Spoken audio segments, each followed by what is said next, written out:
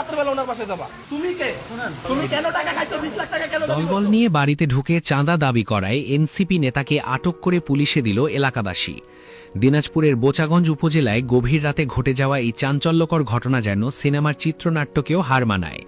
নিজেকে জনগণের সেবক বা রাজনৈতিক নেতা হিসেবে দাবি করা ব্যক্তির এমন ভয়ানক রূপ দেখে রীতিমতো হতবাক স্থানীয়রা। প্রশাসনের ভুয়া পরিচয়ে সাধারণ মানুষের বাড়িতে হানা দিয়ে লুটপাট ও চাঁদা আদায়ের এই দুঃসাহসিক অভিযান শেষমেশ এলাকাবাসীর সাহসিকতায় ব্যর্থ হয়েছে। ধৃত ব্যক্তির নাম এম.এ. তাফসির হাসান। তিনি জাতীয় নাগরিক পার্টি এনসিপির বোচাগঞ্জ উপজেলা শাখার প্রধান সমন্বয়কারী হিসেবে পরিচিত। ঘটনার সূত্রপাত গত ৩রা জানুয়ারি রাত ৯:৩০টায়। শীতের রাত হওয়ায় বোচাগঞ্জ উপজেলার বারেয়া গ্রামের মানুষজন বেশ আগেই ঘরে ঢুকে পড়েছিলেন। ভুক্তভোগী সন্তোষ কুমার রায়ের পরিবারের সদস্যরাও রাত ৮টার মধ্যে রাতের খাবার শেষ করে ঘুমের প্রস্তুতি নিচ্ছিলেন। গ্রামের নিস্তব্ধতা ভেঙে হঠাৎই সন্তোষ কুমারের বাড়ির সামনে শুরু হয় শোরগোল। একদল মানুষ নিজেদেরকে নেতা দাবি করে হাতে লোহার পাইপ ও স্টিলের লাঠি নিয়ে বাড়ির প্রধান ফটকে এসে সজোরে ধাক্কাধাক্কি শুরু করে। বাড়ির লোকজন ভয় পেয়ে গেলে তারা নিজেদেরকে প্রশাসনের লোক বলে পরিচয় দেয়। সরল বিশ্বাসে এবং ভয়ে বাড়ির গেট খুলে দিলেই শুরু হয় তাণ্ডব।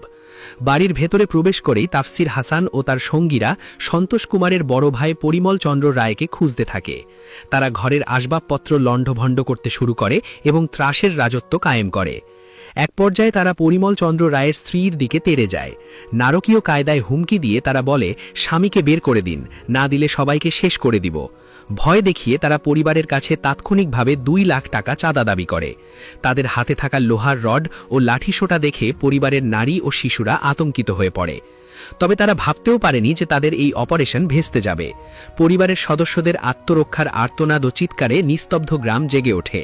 আশপাশের বাড়িঘর থেকে স্থানীয়রা ছুটে আসেন।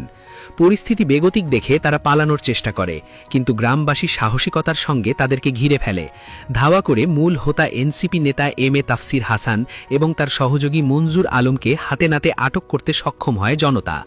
তবে তাদের সাথে থাকা বাকি সঙ্গীরা অন্ধকারের সুযোগ নিয়ে পালিয়ে যেতে সক্ষম হয়। এরপর বিক্ষুব্ধ জনতা আটককৃতদের উত্তম মধ্যম দিয়ে বোচাগঞ্জ থানা পুলিশের হাতে তুলে দেয়। জানা গেছে, আটক এম.এ. তাফসির হাসান ত্রয়োদশ জাতীয় সংসদ নির্বাচনে অংশগ্রহণের লক্ষ্যে মনোনয়ন পদযাত্র সংগ্রহ করেছিলেন, যদিও শেষ পর্যন্ত তা জমা দেননি। একজন রাজনৈতিক পদধারী ব্যক্তির এমন অপরাধে জড়িয়ে পড়া নিয়ে এলাকায় ব্যাপক সমালোচনার ঝড় বইছে।